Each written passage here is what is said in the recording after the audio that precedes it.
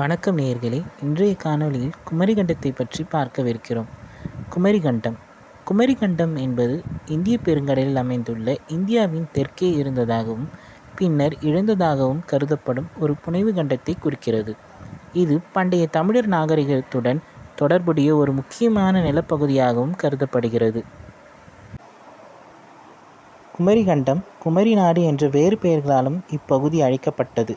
19ஆம் நூற்றாண்டில் ஐரோப்பிய மற்றும் அமெரிக்க அறிஞர்களின் ஒரு பகுதியினர் லெமூரியா என்று அழைக்கப்படும் ஒரு மூழ்கிய கண்டம் இருந்திருக்கலாம் என்று ஊகித்தனர்.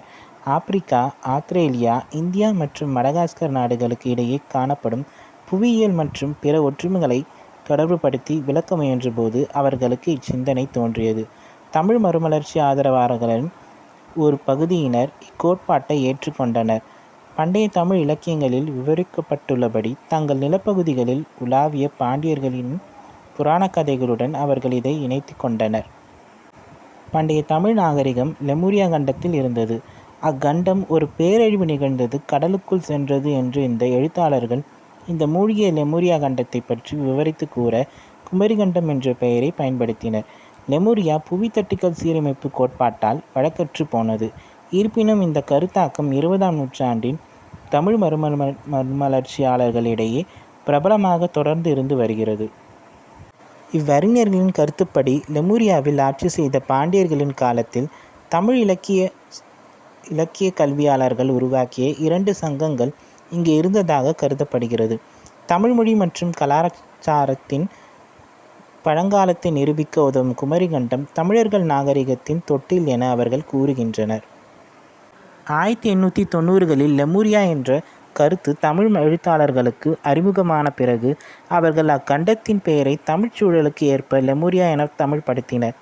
1990களின் தொடக்கத்தில் அவர்கள் பண்டைய தமிழ் நாகரிகமான லெமூரியாவின் இருப்பை ஆதரிப்பதற்காக கண்டத்தின் தமிழ் பெயர்களை பயன்படுத்த ஆரம்பித்தனர்.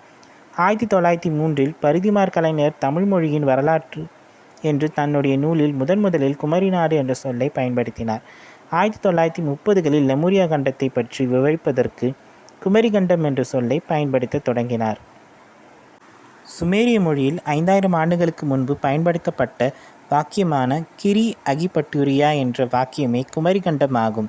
இதன் அக்கால தமிழ் உச்சரிப்பு கரியரவணவனட ஆகும். இதன்படி சுமேரிய நாகரிகத்தில் 5000 ஆண்டுகளுக்கு முன்பே குமரிக்கண்டம் என்ற வார்த்தை இருந்ததை அறியலாம்.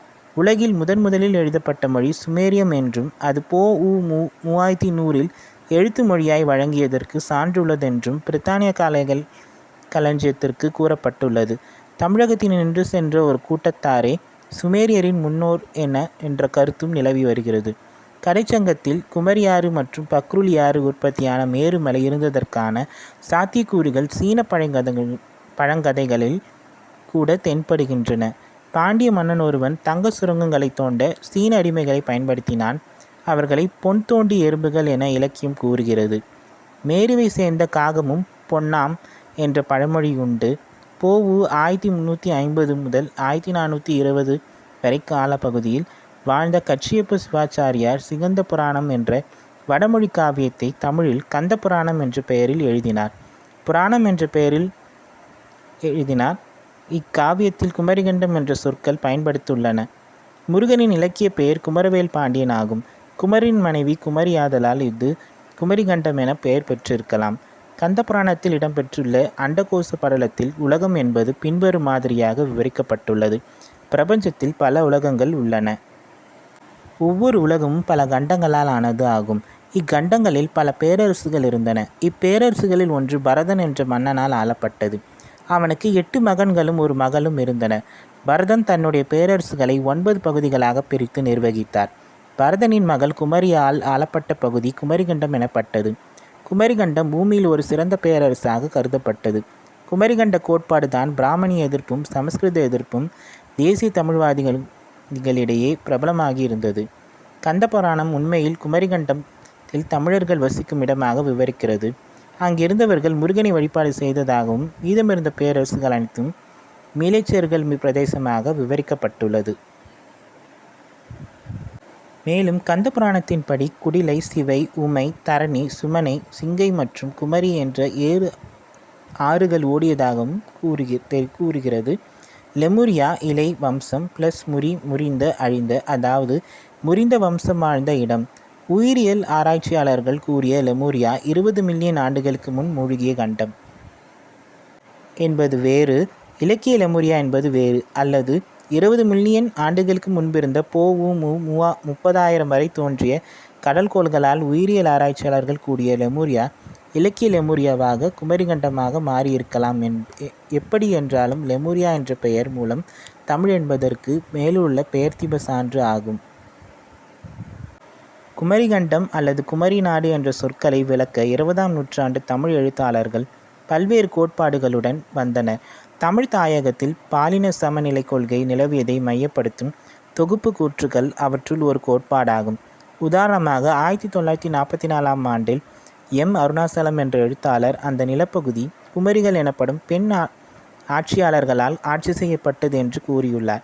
தங்களுக்குரிய கணவரை தாங்களே தேர்ந்தெடுத்து கொள்ளும் வழக்கமும் சொத்துக்கள் அனைத்திற்கும் அவர்களே அதிபதிகள் என்ற உரிமையும் இந்நிலப்பகுதியை சார்ந்த பெண்களுக்கு இருந்தது.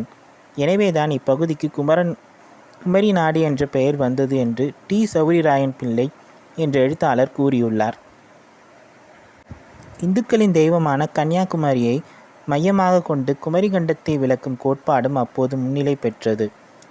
கந்தையா பிள்ளை என்பவர் குழந்தைகளுக்கான தன்னுடைய ஒரு புத்தகத்தில் கன்னியாகுமரி தேவிக்கு ஒரு புதிய வரலாற்றை உருவாக்கினார். குமரிக்கண்ட நிலப்பகுதிக்கு அத்தெய்வத்தின் பெயராக இடப்பட்டது என்று கூறினார். குமரிக்கண்டம் வெள்ளத்தில் மூழ்கிய போது தப்பி பிழைத்தவர்களால் கன்னியாகுமரி கோவில் நிறுவப்பட்டது என்று அவர் கூறினார். இந்திய ஆரியர்கள் போன்ற இனக்குழுக்களின் தொடர்புக்கு முன்னர் இருந்த நாகரிகத்தினர் மற்றும் மொழியின் தூய்மையை கன்னி என்ற பொருள் கொண்ட குமரி என்ற சொல் குறிக்கிறது என கலாச்சார வரலாற்றாசிரியரான எழுத்தாளர் சுமதி ராமசாமி கூறுகிறார். தமிழ் எழுத்தாளர்கள் தொலைந்த கண்டத்தை குறிப்பிட பல பெயர்களை பயன்படுத்தினர். 1912ஆம் ஆண்டில் சோமசுந்தர பாரதி முதலில் லெமுரியாவை கருப்பொருளாக கொண்ட தமிழகம் என்ற ஒரு பெயரை பயன்படுத்தினார். பாண்டியர்கள் தொன்மை வாய்ந்தவர்கள் என்பதால் அப்பண்டைய நாகரிகத்தை குறிப்பிட பாண்டிய நாடு என்ற பெயரும் பயன்படுத்தப்பட்டது. சில எழுத்தாளர்கள் சம்புத்தீவு என்ற பொருள் கொண்ட நாவலந்தீவு என்ற பெயரையும் பயன்படுத்தினார்கள். இன்றைய காணொளியில் குமரிக்கண்டத்தை பார்த்தோம்.